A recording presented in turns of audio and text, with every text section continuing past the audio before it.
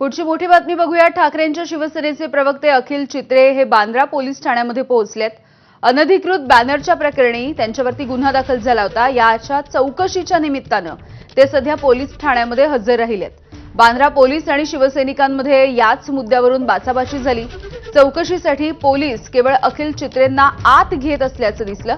5 जणांना चौकशीसाठी बोलवण्याची मागणी शिवसैनिकांनी यावेळेला केली आहे। चौकशीला किती जणांना न्यायचं यावरून पोलिसांसोबत ही बाचाबाची काहीशी झाली होती।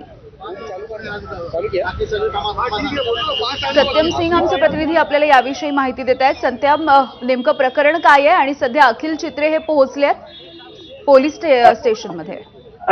नक्कीच आपण पाहिलं तर बँड्रा पश्चिम परिसरात आहे। काही दिवस पूर्वी अखिल चित्रेकडून आहे या ठिकाणी भाजपवर टीका करणारा एक बॅनर लावण्यात आला होता।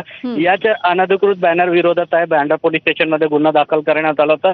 2 दिवस पूर्वी बँड्रा पोलिसांकडून या गुन्ह्यात चौकशीसाठी हजर राहण्यासाठी अखिल चित्रेंना नोटीस देण्यात आली होती। मात्र आज 11 वाजता आजची वेळ होते, 11:30 वाजता अखिल चित्रे या ठिकाणी हजर होण्यासाठी आले होते चौकशीसाठी। मात्र यावेळी अखिल चित्रे बरोबर जे शिष्टमंडळ होता शिवसेनेचे ते 5 जणांना आतमध्ये जाण्याचं या ठिकाणी विनंती करत होते। मात्र पोलीस आहेत त्या 5 जणांना आतमध्ये न घेतल्याचं ते या ठिकाणी दृश्य पाहायला मिळालं। मात्र यामध्ये दोघांमध्ये आहे बाचाबाची झाली। यानंतर पोलिसांनी 5 जणांना परवानगी दिली आणि अखिल चित्रे चौकशीसाठी हजर झाले आहेत बँड्रा पोलीस स्टेशन। अगदी सत्यम, धन्यवाद माहितीसाठी।